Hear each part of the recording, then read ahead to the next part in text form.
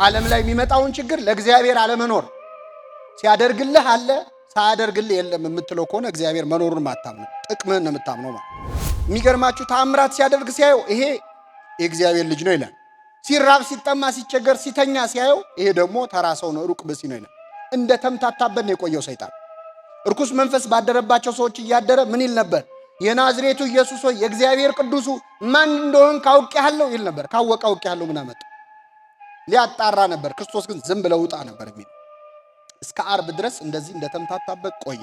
ዓርብ ዕለት ግን ክርስቶስ መስቀል ላይ አንድ ድምፅ አሰማ። አምላኬ አምላኬ ነጽረኒ ወለምን ታደገኝ፣ አምላኬ አምላኬ ለምን ተውከኝ ሲል ሲሰማ እኔ የእግዚአብሔር ልጅ ነው እግዚአብሔር ነው ብዬ ስጨነቅ ለካ ተራ ሰው ነው ብሎ የሌሎችን ነፍሳት መንጭቆ ወደ ሲኦል እንደሚወረውር የክርስቶስን ነፍስ መንጭቄ ወረውራለሁ ብሎ ወደ መስቀሉ ሲጠጋ በመስቀሉ ጠርቆ ቅዱስ ጳውሎስ እንዳለው በእሳት ዛንጅር በነፋስ አውታር ይላሉ ሊቃውንት። ያው ሰይጣን መቼስ በሰንሰለት አይታሰር። በእሳት ዛንጅር በነፋስ አውታር እዛው መስቀል ላይ አስሮ በሲኦል ያሉ ነፍሳትን ነፃ ወጣ። መንፈሳዊ ጸጋህን ለሆድህ አውለው ማለት ነው። መንፈሳዊ ሀብትህን፣ መንፈሳዊ ስልጣንህን፣ መንፈሳዊ ጸጋህን ለጥቅምህ አውለው። ትሰብክ እንደሆን ሰባኪው ስብከቱን፣ ዘማሪው መዝሙሩን፣ አጥማቂው ሀብተ ፈውሱን፣ ካህኑ ስልጣንህን ለሆድህ ለምን አታውለውም? ይሄ የሰይጣን ሐሳብ። ለምን ወደ ገንዘብ አንቀይረውም የሚለው ትንሽ ሀብት የተሰጠው ትንሽ ጸጋ የመፈወስ የምን ጸጋማ ካለው በቃ አበቃ። ወደ ገንዘብ መቀየር አለበት። እውነተኛ ክርስቲያን ስልጣን ሲያይ መንፈሳዊ ነገር ሲያይ ትትና ነው የሚሰማው። ለስጋዊ ጥቅሜ ላውለው አይል። እንዳትመራ አመረኝ። በስመ አብ ወወልድ ወመንፈስ ቅዱስ አሐዱ አምላክ አሜን። የልዑል እግዚአብሔር ቤተሰቦች፣ የእናታችን የእመቤታችን የቅድስት ድንግል ማርያም ወዳጆች በእግዚአብሔር ሰላምታ እንዴት ዋላችሁ? እንደምን ቆያችሁ? አሜን። ምሕረት ቸርነቱን አብዝቶ እስከዚህ ያቆየን።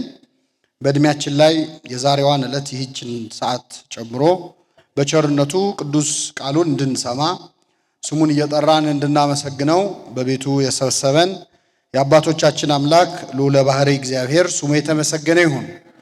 እግዚአብሔር አምላካችን በቀሪው አጭር ሰዓት ከመካከላችን እንዲሆንልን፣ እንዲያስተምረን፣ እንዲመክረን ቅዱስ ፈቃዱ ይሁንልን። ከማቴዎስ ወንጌል ምዕራፍ 4 ከቁጥር 4 ላይ ካለው ኃይለ ቃል ተነስተን የእግዚአብሔርን ቃል እንማራለን። እግዚአብሔር አምላካችን በቸርነቱ እንዲያስተምረን እንዲመክረን ቅዱስ ፈቃዱ ይሁንልን። ሰው ከእግዚአብሔር አፍ በሚወጣ ቃል ሁሉ እንጂ በእንጀራ ብቻ አይኖርም በሚል ርዕስ እንማራለን። አብረን እንላለን ቃሉን። ሰው ከእግዚአብሔር አፍ በሚወጣ ቃል ሁሉ እንጂ በእንጀራ ብቻ አይኖርም። በዚህ ቃል መነሻነት እንማራለን። ለአባቶቻችን ለነቢያት፣ ለሐዋርያት፣ ለሊቃውንት በጉባኤያቸው ተገኝቶ ምስጢሩን ጥበቡን ገልጦ ያስተማረ አምላካችን እንዲያስተምረን እንዲመክረን ቅዱስ ፈቃዱ ይሁንልን። ቀጥታ ወደ ወንጌሉ ንባብ እሄዳለሁ። ከዚያ ወዲያ ኢየሱስ ከዲያብሎስ ይፈተን ዘንድ መንፈስ ወደ ምድረ በዳ ወሰደው። 40 ቀንና 40 ሌሊትም ከጦመ በኋላ ተራበ። ፈታኝም ቀርቦ የእግዚአብሔር ልጅ ከሆንክ እነዚህን ድንጋዮች እንጀራ እንዲሆኑ በል አለው። እርሱም መልሶ ሰው ከእግዚአብሔር አፍ በሚወጣ ቃል ሁሉ እንጂ በእንጀራ ብቻ አይኖርም ተብሎ ተጽፏል አለው ይላል። ስለ ቃሉ የአምላካችን ስም የተመሰገነ ይሁን። አምላካችን መድኃኒታችን ኢየሱስ ክርስቶስ እንደምታውቁት ከሌሎች አጽዋማት በተለየ ራሱ የጾመውን ጾም ነው እየጾምን ያለ ነው። አብይ ጾምን አብይ የሚያሰኘው የቀኑ ርዝመት አይደለም። በቀኑ ርዝመት ቢሆን ኖሮ ወደ 80 ምናምን ቀን ምን ጾመው ሌላ ጾም አለ፣ ጾመ ድህነት አለ፣ ዓርብና ረቡዕን ጾም አለ። አብይ ጾምን ታላቅ ጾም የሚያሰኘው ራሱ ባለቤቱ አምላካችን መድኃኒታችን ኢየሱስ ክርስቶስ የጾመውና ዲያብሎስን ድል የነሳበት ጾም ነው። ጌታችን ከዚያ በኋላ በዲያብሎስ ይፈተን ዘንድ መንፈስ ወደ ምድረ በዳ ወሰደው ይላል። ከዚያ በኋላ የሚለው ከዚያ ቀድመን ያለውን የወንጌል ክፍል ስናነብ አምላካችን ኢየሱስ ክርስቶስ ተጠምቆ ነበር። ከተጠመቀ በኋላ ሳይውል ሳያድር በዲያብሎስ ይፈተን ዘንድ መንፈስ ወደ ምድረ በዳ ወሰደው ይላል። በማን ይፈተን ዘንድ? የተጠመቁ ሰዎችን ሰይጣን እንደሚፈትናቸው ከሚያሳዩን መነሻዎች አንዱ የክርስቶስ ከተጠመቀ በኋላ ለፈተና መሄዱ ነው። አምላካችን የተጠመቁ ሰዎችን ዲያብሎስ እንደሚፈትን ለማሳየት ክርስቲያኖች ይፈተናሉ፣ ሌሎች አይፈተኑም ማለት አይደለም። በአሸዋ ላይ ቆመ ይላል ዮሐንስ ራእይ ምዕራፍ 12። ዲያብሎስ የተጠመቁትንም ያልተጠመቁትንም ይፈትናል። ግን ካልተጠመቁት በላይ የተጠመቁት ላይ ይበረታል። የዮሐንስ ራእይ ታስታውሱ ከሆነ ታላቅ ምልክት በሰማይ ታየ፣ ፀሐይን ተጎናጽፋ ጨረቃ ከእግሮቿ በታች ያላት ሴት ነበረች ይላል አይደል? ዮሐንስ ራእይ ሲያበቃ ዘንዶ ሴቲቱን ከፈተነ በኋላ በአሸዋ ላይ ቆመ ይላል። በምን ላይ ቆመ? አሸዋ የተባሉ ያልተጠመቁ ሰዎች ናቸው። በሌላም ቦታ በወንጌል አንድ ሰው ጋኔል ያደረበት ሰው ሲጾም ሲጸልይ ጋኔሉ ከሱ ይርቅና ውሃ ወደ ሌለበት ቦታ ይሄዳል ይላል። ምን ወደ ሌለበት? ወዳልተጠመቀ ሰው ማለት። ያልተጠመቁ ሰዎችን ይፈትናል ዲያብሎስ። የበለጠ ግን የተጠመቁ ሰዎችን ይፈትናል፣ ክርስቲያኖችን ይፈትናል። በቤተክርስቲያን ላይ ፈተና በጣም የሚበዛው ለምንድን ነው? ሰይጣን የእውነተኛይቱን ቤተክርስቲያን አድራሻ ተሳስቶ ያውቅ። የትም ብትሄዱ ኦርቶዶክሳውያንን ለይቶ ይፈትናል ዲያብሎስ። ስለዚህ ክርስቶስ ከተጠመቀ በኋላ በዲያብሎስ ይፈተን ዘንድ ሄደ ይላል። አምላካችን ኢየሱስ ክርስቶስ በምድር ላይ 33 ዓመታት ቆይቷል። 3 ዓመት ከ3 ወር አስተማረ። 30ውን ዓመት ግን በዝምታ ነው የቆየው። ከዚያ በኋላ ተጠምቆ ነው አገልግሎት የጀመረው። አገልግሎት ከመጀመሩ በፊት ግን ጾም፣ ጸሎት እንደሚያስፈልግ ለማሳየት አምላካችን 40 ቀንና 40 ሌሊት ጾመ፣ ጸለየ ይላል። አሁን ክርስቶስ 30 ዓመት ሙሉ ዝም አለና 3 ዓመት አስተማረ ሲባል በዚህ ውስጥ ትህትና ያልተማርም በምንም አንማር። ብዙዎቻችን 3 ዓመት ተምረን 30 ዓመት ነው የምናስተምረው አይደለም? በተገላቢጦሽ ክርስቶስ 30 ዓመት ዝም ብሎ ሲዘጋጅ ነበር ማለት ይቻላል። ለማስተማር ቅድመ ዝግጅት እያደረገ ነበር አልነበረም? 30 ዓመት አርምሞ። ስለዚህ ሰው ከመናገር ከማስተማር ከማገልገል በፊት የዝግጅት ጊዜው የጸሎት የጽሙና ጊዜው መብለጥ እንዳለበት ለ30 ዓመት ዝም ብሎ ፊደል ቁጭ ብሎ ተምሮ እንደማንኛውም ሰው 10ቱ ትእዛዛትን በሲና ተራራ በጣቶቹ የጻፈው አምላክ ይላል አባ ጊዮርጊስ ዘጋስጫ። 10ቱ ትእዛዛትን በጣቱ የጻፈው አምላክ ቁጭ ብሎ ፊደል ተማረ። ማኔ ቴቄል ፋሬስ ብሎ በባቢሎን ቤተ መንግስት ውስጥ በጣቶቹ የጻፈው አምላክ ፊደል እንደማያውቅ ቁጭ ብሎ ተማረ። በትህትና ቀስ በቀስ አደገ ለ30 ዓመት።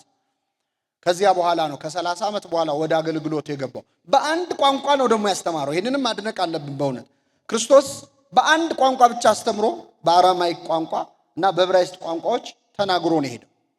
ግን እግዚአብሔር እንደመሆኑ አምላክ እንደመሆኑ የማያውቀው ቋንቋ አለ? መልሱልኝ።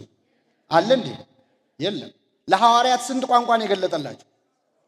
72 ቋንቋ ለሐዋርያት የገለጠ አምላክ አንድ ቋንቋ ብቻ ተናግሮ ነው ሄደው። እኛ እኮ 1-2 ቋንቋ ስንችል እንዴት እንደምንሰቃይ ታውቁታላችሁ አይደል?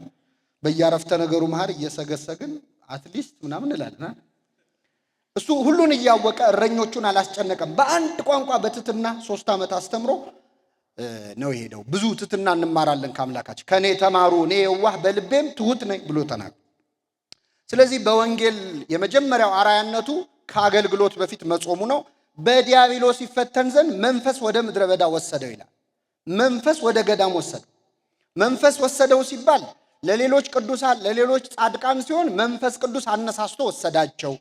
ሐሳባቸውን ወደ በጎ ነገር መልሶ አነሳስቶ ወደ ገዳም ወሰዳቸው። ለክርስቶስ ሲሆን ግን መንፈስ ቅዱስ አነሳሳው ይባል። ምክንያቱም መንፈስ ቅዱስ ለአብና ለወልድ ሕይወታቸው።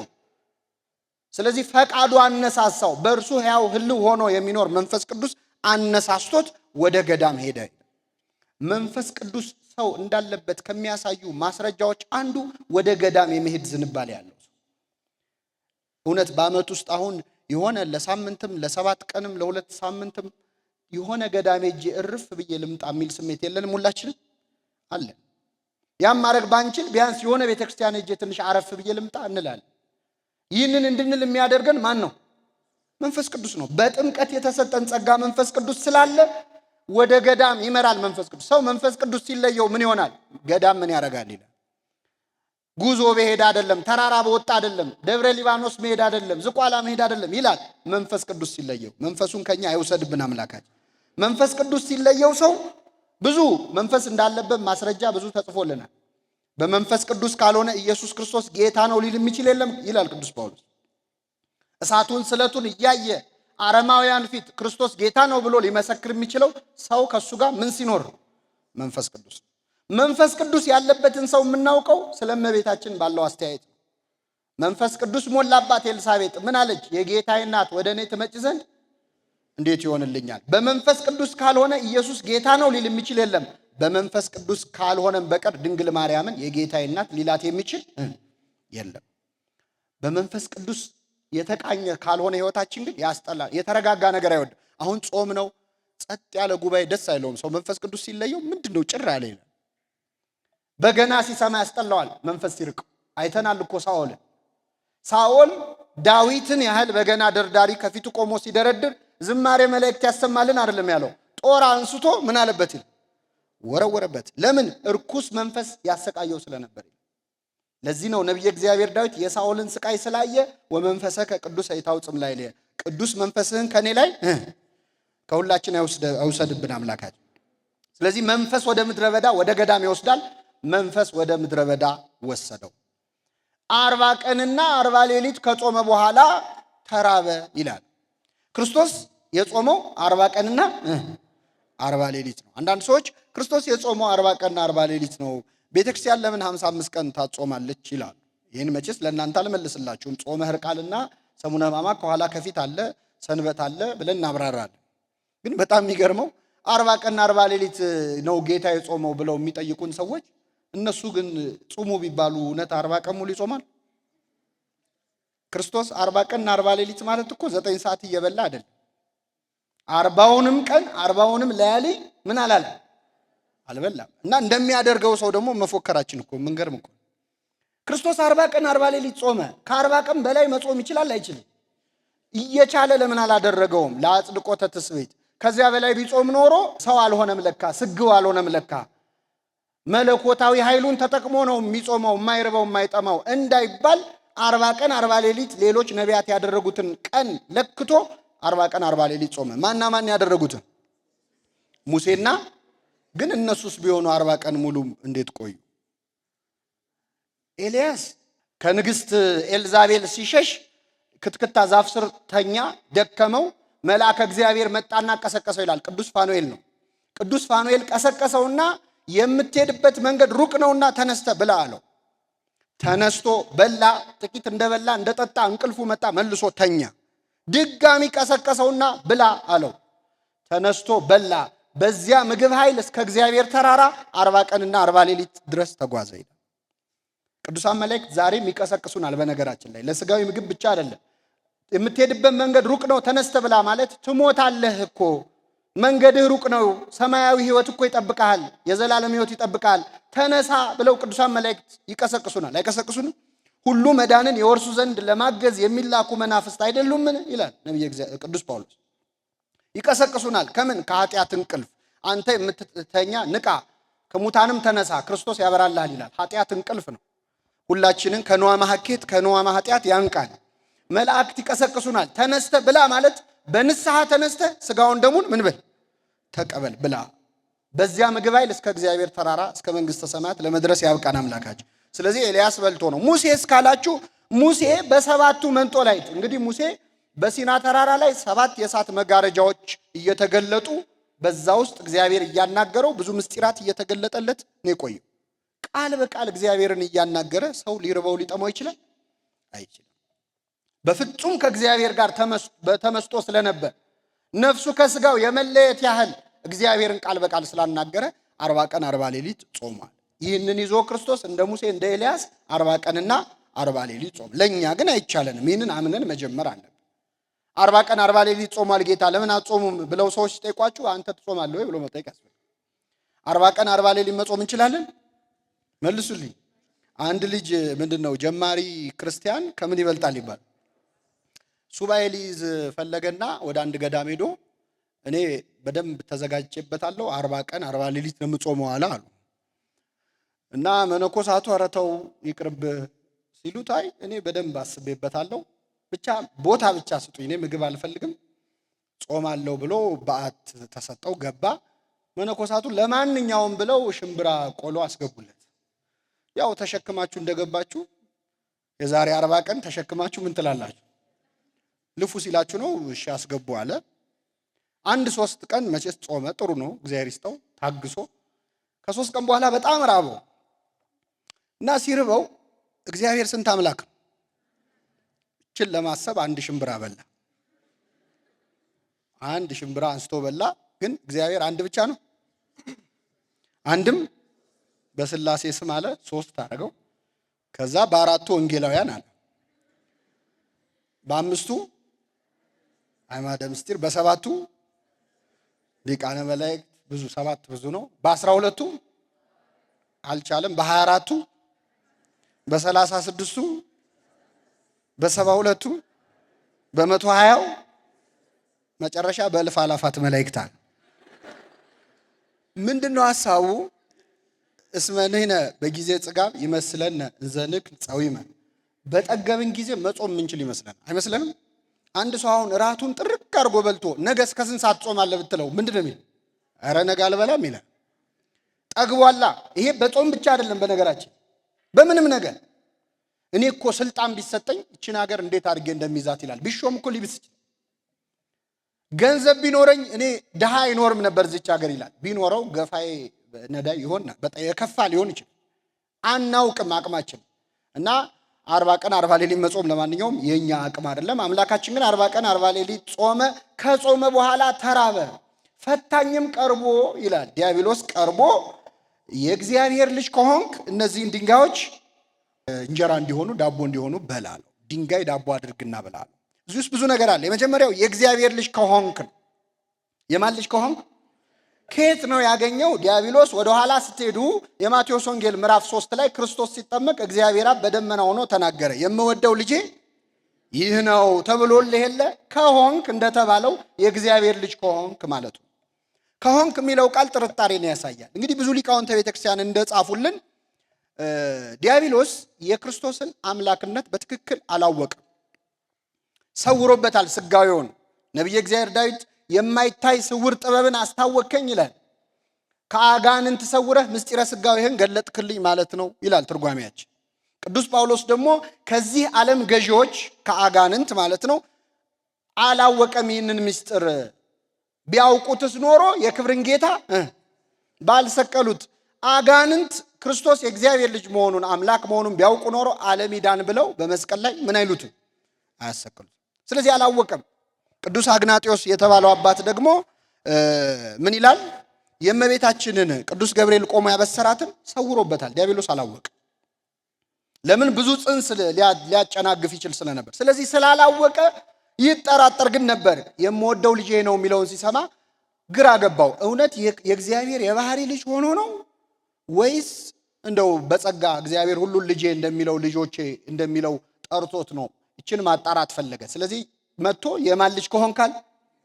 ከሆንካል። የሚገርማችሁ ተአምራት ሲያደርግ ሲያየው ይሄ የእግዚአብሔር ልጅ ነው ይላል። ሲራብ፣ ሲጠማ፣ ሲቸገር፣ ሲተኛ ሲያየው ይሄ ደግሞ ተራ ሰው ነው፣ ሩቅ ብሲ ነው ይላል። እንደ ተምታታበት ነው የቆየው ሰይጣን። እርኩስ መንፈስ ባደረባቸው ሰዎች እያደረ ምን ይል ነበር? የናዝሬቱ ኢየሱስ ሆይ የእግዚአብሔር ቅዱሱ ማን እንደሆን ካውቄሃለሁ ይል ነበር። ካወቀ አውቄሃለሁ ምን አመጣ? ሊያጣራ ነበር። ክርስቶስ ግን ዝም ብለው ውጣ ነበር የሚለው። እስከ ዓርብ ድረስ እንደዚህ እንደተምታታበት ቆየ። ዓርብ ዕለት ግን ክርስቶስ መስቀል ላይ አንድ ድምፅ አሰማ። አምላኬ አምላኬ ነጽረኒ ወለምን ታደገኒ፣ አምላኬ አምላኬ ለምን ተውከኝ ሲል ሲሰማ እኔ የእግዚአብሔር ልጅ ነው እግዚአብሔር ነው ብዬ ስጨነቅ ለካ ተራ ሰው ነው ብሎ የሌሎችን ነፍሳት መንጭቆ ወደ ሲኦል እንደሚወረውር የክርስቶስን ነፍስ መንጭቄ ወረውራለሁ ብሎ ወደ መስቀሉ ሲጠጋ በመስቀሉ ጠርቆ ቅዱስ ጳውሎስ እንዳለው በእሳት ዛንጅር በነፋስ አውታር ይላሉ ሊቃውንት። ያው ሰይጣን መቼስ በሰንሰለት አይታሰር። በእሳት ዛንጅር በነፋስ አውታር እዛው መስቀል ላይ አስሮ በሲኦል ያሉ ነፍሳትን ነፃ አወጣቸው። ስሙ የተመሰገነ ይሁን። እስከዚያች ሰዓት ድረስ ግን ዲያብሎስ ክርስቶስ የእግዚአብሔር ልጅ መሆኑን ምን አላለም? አላወቀም ነበር። የሚገርማችሁ አምላኬ አምላኬ ነጽረ፣ አምላኬ አምላኬ ለምን ተውከኝ የሚለው የዳዊት መዝሙር ወረድ ስትሉ አንሰ ዕፄ ዋኮሰብ ይላል። እኔ ግን ትል ነኝ ሰውም አይደለሁም ይላል። እኔ ግን ምንድን ነኝ? ትል ነኝ የሚለው ቃል ለክርስቶስ ሲተረጎም ምንድን ነው? ትል የተባለ የክርስቶስ ትስብእቱ ነው፣ ስጋው። አሳ አጥማጆች ትልን አሳ ለማጥመድ ይጠቀሙበታል። ምን አድርገው? መቃጥን የሚባል ዕቃ አለ፣ እንደዚህ አይነት ቅርጽ ያለው ሁክ የሚባለው በእንግሊዘኛው። በሱ ላይ ያደርጉና ትሉን ወደ ባህሩ ሲያቀርቡት አሳው ወጥመዱን ሳይሆን ትሉን አይቶ አገኘው ብሎ ይቀርባል። ትሉን ወስዳለው ሲል በወጥመድ ያጠምዱታል፣ አሳውን ይዙታል። አሳ የተባለ ዲያብሎስ ነው። ትል የተባለ የክርስቶስ ትስብእቱ ነው። ተመልከቱ። ወጥመድ የተባለ መለኮቱ ነው። መቃጥን የተባለ መስቀሉ ነው። አምላኬ አምላኬ ለምን ተውከኝ ሲል ዲያብሎስ ወደ መስቀሉ ሲጠጋ በመለኮቱ ወጥመድ አጥምዶ አዋርዶታል ማለት ነው። ስለዚህ ይህንን ነው የሚያሳየው። ዲያብሎስ አላወቀም። የእግዚአብሔር ልጅ ከሆን ካለ ያምታታንን ዲያብሎስ አምታታው። ስሙ የተመሰገነ ይሁን። በጣም የሚደንቃችሁ ሌላው እዚህ ላይ ያለው ነጥብ ምንድነው? የእግዚአብሔር ልጅ ከሆንክ እነዚህን ድንጋዮች ብላ። በቃ የእግዚአብሔር ልጅ ከሆንክ ብላ። የሰይጣን አስተሳሰብ እንደዚህ የሚያስቡ ሰዎች አሉ። አንቺ ቤተክርስቲያን እየሄድክ ክርስቲያን አይደለ ታገለግልልህ፣ አንተ መቸገር አለብህ። አሁን መታመም ነበረብሽ። በሰው መጣ እንጂ ይሄ የራሱ የሰይጣን ሐሳብ። መቼስ ለኛ እንደ እባብ እየተምዘገዘገ ድጋሚ አይመጣም። ይመጽ ሰይጣን ዘንበለ ምስለ ሰብ ይላል። በሰው ካልሆነ በምን ይመጣል ሰይጣን ይለናል። ዛሬም አሁን አንተ እውነት በእግዚአብሔር ካመንሽ ይሄ ላንተ ይገባሃል። ስንታመም፣ ስናጣ፣ ስንቸገር እኛ ከማን በልጠን ነው ማለት ያለብን። ትክክለኛ ክርስቲያን እንደዛ። እና አንዳንድ ሰው ሲያገኝ ባረከኝ እግዚአብሔር፣ እንዲህ አይነት ትምህርት የሚያስተምሩ ሰዎች አሉ። ማግኘትን ከበረከት ማጣትን ከርግማን። ደህና መኪና ሲገዙ እግዚአብሔር ባረከኝ የሚለዋል። እግረኛው የተረገመ ነው እንዴ? አይደለም። ብናገኝም ብናጣም የማን ልጆች ነን? የሰለስቱ ደቂቅ ሃይማኖት የምናመልከው አምላክ ከሚነደው እሳት ሊያድነን ባያድነንም ግን ላቆምከው ምስል አንሰግድም። ያላዳነን አቅቶ እንዳይመስል። በጣም የሚገርማችሁ ሰለስቱ ደቂቅ ትትናቸው የምናመልከው አምላክ ከሚነደው እሳት ያድነናል አላሉ። ያድነን ዘንድ ይችላል። እኛ ማንነንና ነው የሚያድነን? ያድነናል አንልም። ለመዳን የሚያበቃ ህይወት የለንም። ሰማዕታት ይሁኑ ብሎ ቢተወንና ብንቃጠል ማዳን አቅቶት እንዳይመስል። እኛ ዳንም አልዳንም አምላካችን ማዳን ሃይማኖት ማለት ይሄ። ስታገኝ ይችላል፣ ስታጣ አይችልም። ይሄ ፕሮቪደንሻል ኤቲስትም ይባላል። የሆነ ችግር ሲመጣ እግዚአብሔር ካለ ታዲያ ሰው እንዴት እንደዚህ ይሆናል የሚሉ ሰዎች። ዓለም ላይ የሚመጣውን ችግር ለእግዚአብሔር አለመኖር ሲያደርግልህ አለ፣ ሳያደርግልህ የለም የምትለው ከሆነ እግዚአብሔር መኖሩን አታምንም፣ ጥቅምህን ነው የምታምነው ማለት። እና የእግዚአብሔር ልጅ ከሆንክ እነዚህን ድንጋዮች ዳቦ አድርግ ብሎ ጠየቀ። ሌላው የእግዚአብሔር ልጅነት ስጋዊ ነው መንፈሳዊ ጸጋ ነው? መንፈሳዊ ስልጣን ነው? አትመልሱልኝ። ለተቀበሉት ግን በሉ እስኪ በስሙም ለሚያምኑት የእግዚአብሔር ልጆች የሆኑ ዘንድ ስልጣንን ሰጣቸው። ስጋዊ ነው መንፈሳዊ ስልጣን? መንፈሳዊ ስልጣን። የእግዚአብሔር ልጅነት መንፈሳዊ ስልጣን። ክርስቶስ የባህሪ ልጅ ነው፣ እኛ የጸጋ ልጅ ነን። በነገራችን ላይ ልጅ የእግዚአብሔር ልጅ ተብለን እኛ እንጠራም፣ ልጆች ነው የምንባለው። በነጠላው የእግዚአብሔር ልጅ ተብሎ የተጻፈው ለክርስቶስ ብቻ ነው። እኛ የእግዚአብሔር ልጆች ነን፣ የእግዚአብሔር ልጅ ነን አንልም ለብቻችን። የትም ወንጌል ላይ ሐዲስም ብሉይም ብትፈልጉ የእግዚአብሔር ልጅ የተባለ ወልድ የባህሪ ልጁ ኢየሱስ ክርስቶስ ብቻ። ያም ሆነ የእግዚአብሔር ልጅነት በባህሪም ይሁን በጸጋም ይሁን መንፈሳዊ ነገር ነው፣ መንፈሳዊ ሀብት። የእግዚአብሔር ልጅ ከሆንክ ብላ ማለት ምን ማለት መሰላችሁ? መንፈሳዊ ጸጋህን ለሆድህ አውለው ማለት ነው። መንፈሳዊ ሀብትህን፣ መንፈሳዊ ስልጣንህን፣ መንፈሳዊ ጸጋህን ለጥቅምህ አውለው። ትሰብክ እንደሆን ሰባኪው ስብከቱን፣ ዘማሪው መዝሙሩን፣ አጥማቂው ሀብተ ፈውሱን፣ ካህኑ ስልጣንህን ለሆድህ ለምን አታውለውም? ይሄ የሰይጣን ሐሳብ። ለምን ወደ ገንዘብ አንቀይረውም የሚለው። ትንሽ ሀብት የተሰጠው ትንሽ ጸጋ የመፈወስ የምን ጸጋማ ካለው በቃ አበቃ፣ ወደ ገንዘብ መቀየር አለበት። እውነተኛ ክርስቲያን ስልጣን ሲያይ፣ መንፈሳዊ ነገር ሲያይ ትትና ነው የሚሰማው። ለስጋዊ ጥቅሜ ላውለው አይልም። ቅዱስ ጴጥሮስ አሳ ሲያጠምድ እያለ ጌታችን መጣ።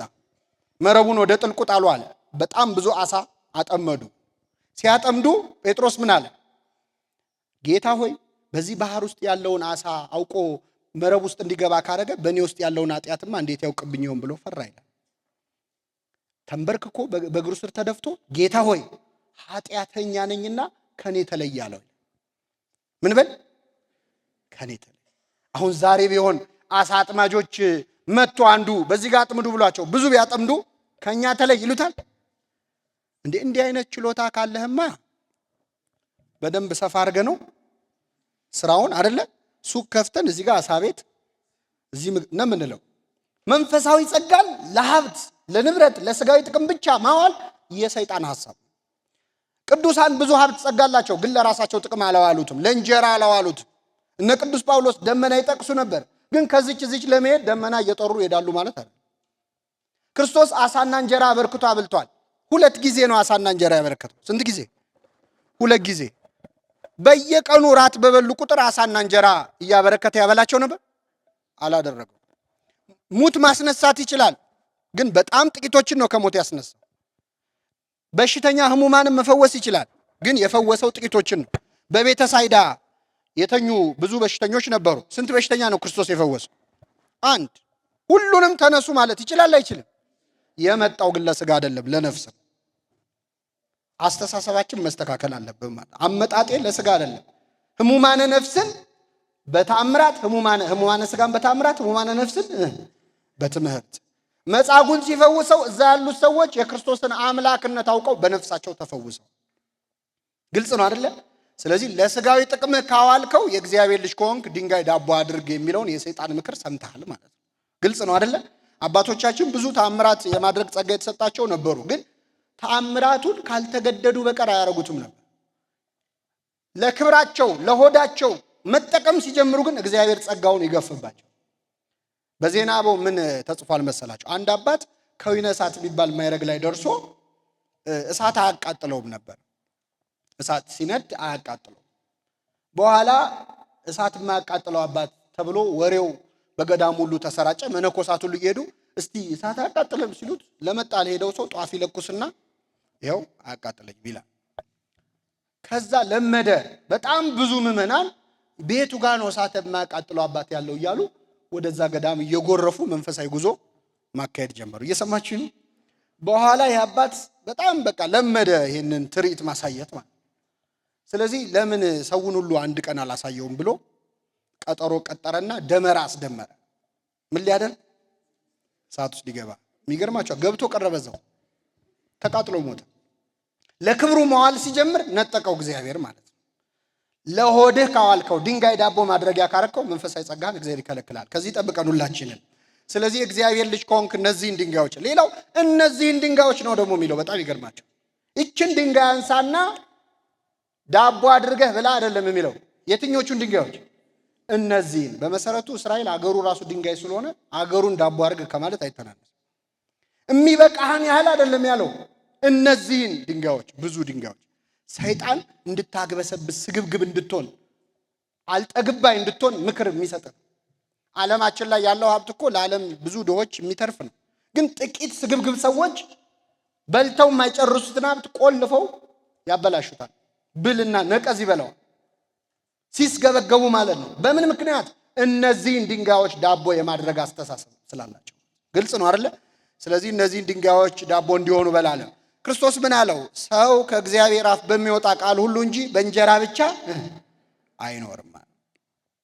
ይችን ቃል ተርጉመን እናበቃለን። ሰው ከእግዚአብሔር አፍ በሚወጣ ቃል ሁሉ እንጂ በእንጀራ ብቻ አይኖርም በብዙ ትርጉም ተተንትኗል። ብዙ ሊቃውንት ብዙ ብለውበታል። አንድ ሁለቱን ብቻ እናነሳለን። አንደኛው ሰው ከእግዚአብሔር አፍ በሚወጣ ቃል ሁሉ እንጂ በእንጀራ ብቻ አይኖርም ማለት እግዚአብሔር ኑር ያለው ይኖራል፣ ሙት ያለው ይሞታል፣ ዳን ያለው ይድናል እንጂ በእግዚአብሔር ፈቃድ ነው እንጂ ሁሉ ነገር የሚሆነው ምድር ላይ ባለ ነገር አይደለም። ይሄ በእውነት በዚህ በኮቪድ ዘመን ሆነን ስናየው ሰው ከእግዚአብሔር አፍ በሚወጣ ቃል ሁሉ እንጂ አያሰጅ። ታውቂያ እኮ ነው ማስክ እያወጣ ሰው የሚያሳይ የሆነ ህንፃ ሊገባ ሲል ይሄው ይዣል። ከአቅማችን በላይ እንድንፈተን የማይፈቅድ እሱ ከፈተናው ጋር መውጫ አድርጎልናል። ስሙ የተመሰገነ ይሁን። ማመስገን አለብን። ስንት ህዝብ ያልቃል። አፍሪካ ሬሳ በሬሳ ትሆናለች ተብሎ እኮ ብዙ ተብሏል፣ ተሟርቷል። ሰው ግን ከእግዚአብሔር አፍ በሚወጣ ቃል ሁሉ እንጂ በእንጀራ ብቻ አይኖርም። ደግሞ ይህን ስላችሁ ሳኒታይዘሩ ምኑ እንዳተው አደራችሁ። ግን እውነት መመስከር አለን። ጸሎት በተጀመረ የዛሬ ዓመት ታስታውሱ ከሆነ ጸሎት ይደረግ ነበር። ልክ ጸሎቱ በቆመ በማግስቱ ነው የመጀመሪያ ሰው የሞተው። ታውቃላችሁ? ሌሎች አይናገሩትም። እኛ ግን ይህንን ከመናገር ወደኋላ ነን። ልክ ጸሎቱ ሲቆም በማግስቱ ሰው ሞተ እና እንደ ቀልድ ኧረ ሰው ሞተ ዛሬ ጸሎቱ ሲቆም ብለው ሳቁ። እኛ ግን አንስቅም። የጸሎትን ኃይል እናየዋለን። ወደድንም ጠላንም ዓለም ለጥቂት ጊዜም ቢሆን ጸልያለች። አልጸለየች? የለም የሚሉት እነ ዶናልድ ትራምፕ ሳይቀር ጸልዩ አሉ እኮ። ዲያቆን ሆኑ እኮ። እግዚአብሔር ያሳያል። ጸልዩ የእኛ ስራ ነው አይደለ? ስርዓትን ማር ዘንድ ያስጨነከኝ ለመልካም ሆነልኝ። ለመልካም አድርጎት ጸሎት መከራ የጸሎት ትምህርት ቤት መሆኑን ያየንበት ዘመን ነበር። ሰው ግን ከእግዚአብሔር አፍ በሚወጣ ቃል ሁሉ እንጂ በእንጀራ ብቻ፣ በቴክኖሎጂ ብቻ፣ በመድኃኒት ብቻ አይተነዋል። ይህንን መናገር አለብን። ሁለተኛው ግን ጾም ነች። ሰው ከእግዚአብሔር አፍ በሚወጣ ቃል የተባለች የእንጀራ አጸፋው አለመብላት ስለሆነ ጾም ነች። ሰው ከእግዚአብሔር አፍ በሚወጣ ቃል የተባለችው በጾም ጭምር እንጂ በመብላት ብቻ አይኖርም። ሰው በጾምም ጭምር እንጂ ማለት ነው።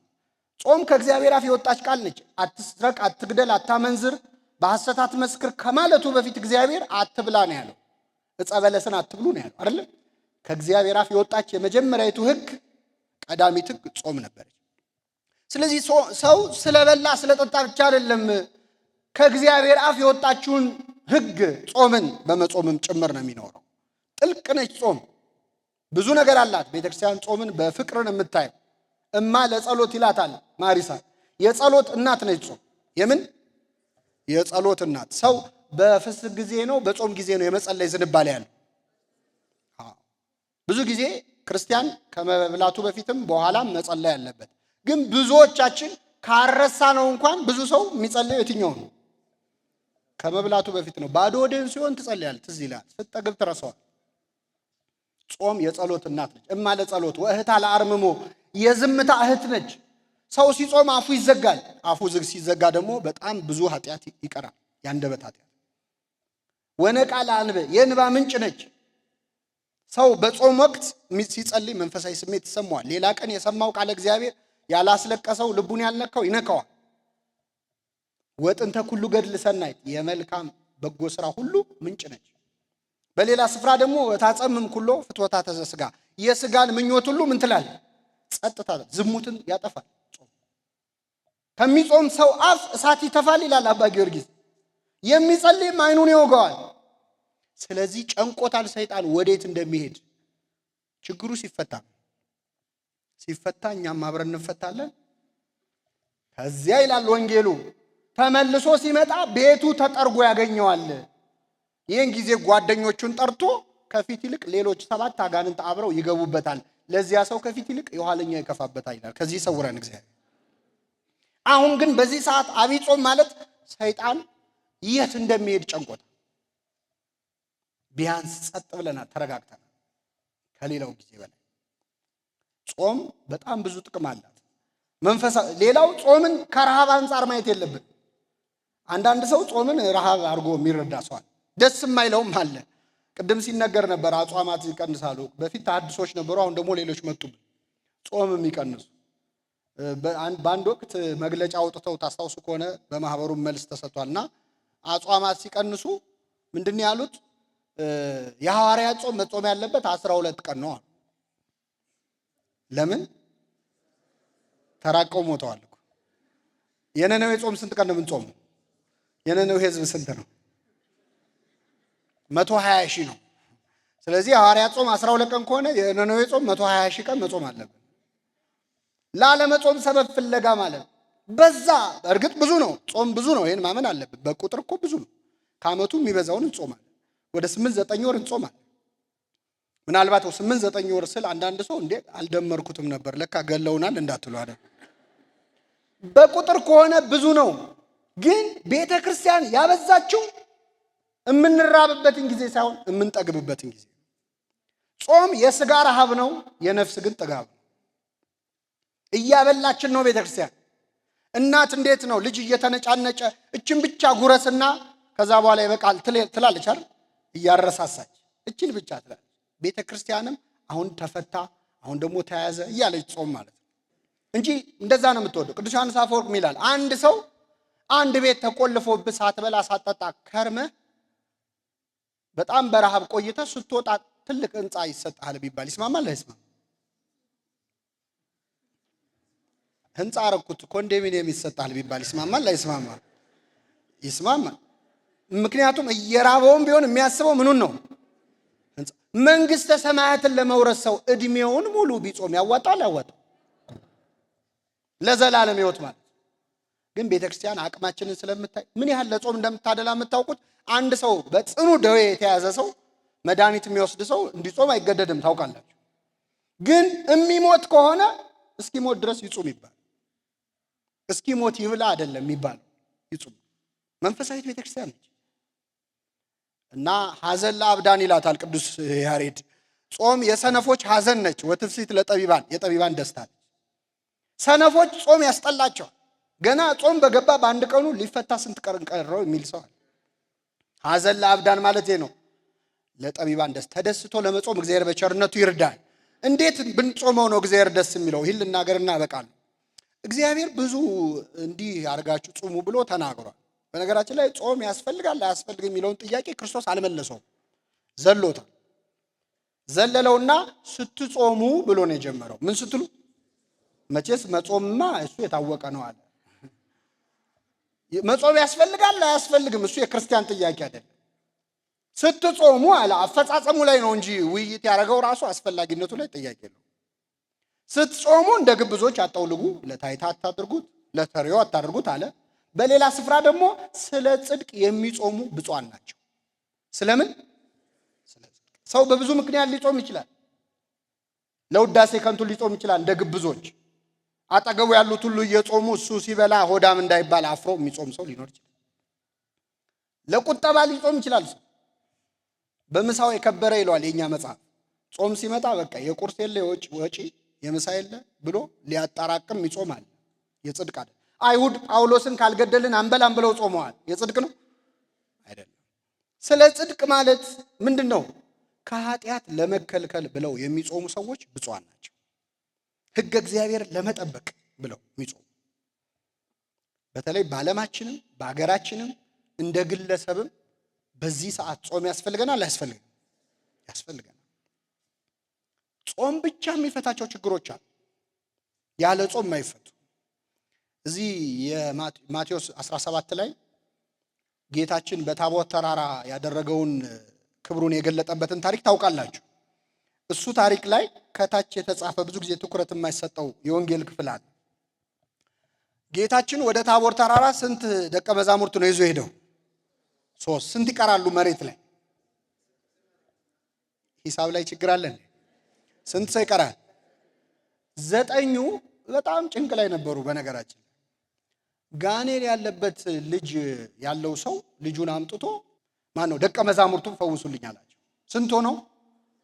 እምቢ አላቸው። ለ9 ጋኔሉ እምቢ አለ። ሌላ ቀን እኮ አጋንንት በስም ተገዙልን እያሉ ደስ እያላቸው መጥተዋል፣ ለክርስቶስ ነግረውታል። ያን ቀን ግን ጋኔሉ እምቢ አለ። ስንት ሆነው? ግን ይሄ ጋኔል ደግሞ ክፋቱን መሰላችሁ ደንቆሮና ዲዳ ነበር ይላል። እየሰማችሁ ነው?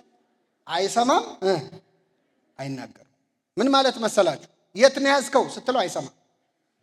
ውጣ መች ነው የምትወጣው ስትለው አይመልስም። ለ9 ተሰቃዩ። በኋላ ጌታችን ከዚያ ተራራ ወረደ። ሲወርድ ሰውየው ሄደና ጌታ ሆይ ልጄን ጋኔን ይዞታል፣ በጨረቃ ይጥለዋል። በምን ይጥለዋል? ማታ ማታ ይነሳበት። አንዴ ወደ እሳት አንዴ ወደ ውሃ ይጥለዋል። ወደ ደቀ መዛሙርትህ አመጣሁት፣ ሊፈውሱት ግን አልቻሉ። ቢቻልህስ ልጄን ፈውስልኛል። ምን ቢልህስ? አይገርም? ክርስቶስን ቢቻልህስ ይባላል። ተማሪዎቹ ካቃታቸው ያው መምህሩም እንደነሱ ነው ብሎ እኮ እግዚአብሔርን ያስናቅነው እኛ ነን እኮ። እኛ ስላቃተን ያቅተዋል የሚሉ ሰዎች አሉ። ቢቻልህስ ልጄን ፈውስልኝ አለ። ቢቻልህስ ትላለህ፣ ለሚያምን ሁሉ ይቻላል አለ። ጌታ ሆይ አምናለሁ አለማመኔን እርዳው። አምናለሁ አለማመኔን እርዳው ማለት ምንድን ነው? አምናለሁ በጽንሰ ሐሳብ ደረጃ፣ ግን እምነቴ ብቁ ስላልሆነ አለማመኔን እርዳው። ከዛ ጌታ ወደ ህዝቡ ዞረና እማታምንና ጠማማ ትውልድ እስከ መቼ ከእናንተ ጋር እኖራለሁ አለ። ልጁን አምጡት አለ። ውጣ አለው። ጋኔኑ ወዲያውኑ ወጣ ይላል። ስሙ የተመሰገነ ይሁን። ከዚያ ሐዋርያቱ አሁን ህዝቡ ተበተነ። ጋኔን እስኪወጣ ነበር። ጋኔኑ ሲወጣ ሄደ ህዝቡ። ሲሄድ ሐዋርያት ቀሩ። ከሐዋርያቱ ደግሞ 9ኙ ለብቻቸው ወደ ጌታ ቀረቡና ጌታ ሆይ እኛ ልናወጣው ያልቻለው ለምንድን ነው አሉት። ይህን ጋኔን አውጡ ብለህ ስልጣን ሰጥተናል። ክህነት ተሰጥቷቸዋል። ባጋንንት ላይ ስልጣን ተሰጥቷቸዋል። ለምን አቃተን እኛ ብለው ጠየቁት። ጌታችን ምን አለ? ስለ እምነታችሁ ማነስ ነው አለ። ስለ ምናችሁ ማነስ ነው? በደንብ አስተውሉ። ቅድም ህዝቡን የማታምን ጠማማ ትውልድ አለ። አሁን ደግሞ ሐዋርያትን ስለ እምነታችሁ ማነስ ነው። ይህ ጋኔን ያልወጣው በህዝቡ የእምነት ጉድለት ነው ወይስ በሐዋርያቱ? በሁለቱም ነው። ግን ልብ አድርጉ፣ ክርስቶስ ደቀ መዛሙርቱን ለብቻቸው እምነት የላችሁም አለ። ህዝቡን ለብቻው እምነት የለህም አለ። እኛ ብሎ ምንድነው የምናደርገው? እኔማ ስልጣን ሰጥቻቸው ነበር፣ መቼ ይጠቀሙበታል? እምነት ይጎላቸዋል፣ አይረቡም ብሎ ህዝቡ ፊት ሐዋርያቱን ባዋረደ ነበር። እንደዚህ ዘመን ቢሆን ኖሮ ካህናት ሲሰደቡ ህዝቡ ደስ ይለዋል። አሁን ጳጳሳት ሲሰደቡ ደስ ይለዋል። ምን አባት አለ ሲባል ደስ ይለዋል። ትናንት ከትናንት ወዲያ ተናደው የተናገሩ ሰዎችን ቪዲዮ እየወሰዱ አይደል አሁን እያሰሙን ያሉት። ሲኖዶስ ሲሰደብ፣ አባቶች ሲሰደቡ ደስ ይለዋል። ችግሩ እኮ አባቶች ላይ ነው ሲባል ሰው ደስ ይለዋል። ክርስቶስ ግን እንደዚህ ያላደረገ። ችግር ነበረባቸው፣ አዎ ነበረባቸው፣ ግን ህዝቡ ፊት አላዋረዳቸውም።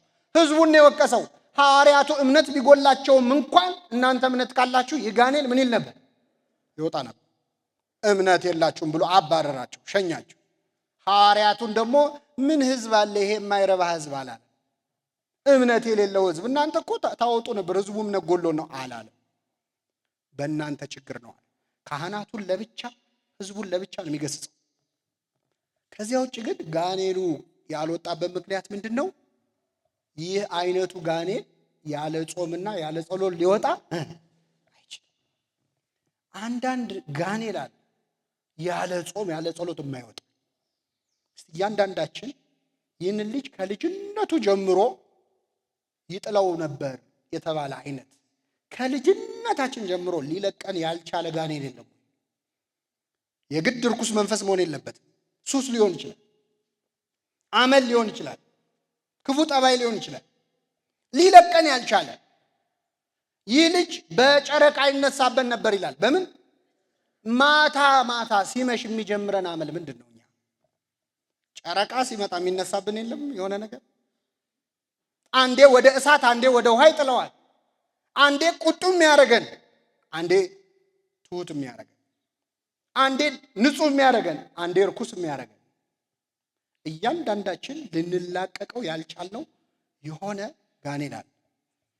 አገራችንስ ብትሆን ምንድን ነው የሚነሳባት በጨረቃ?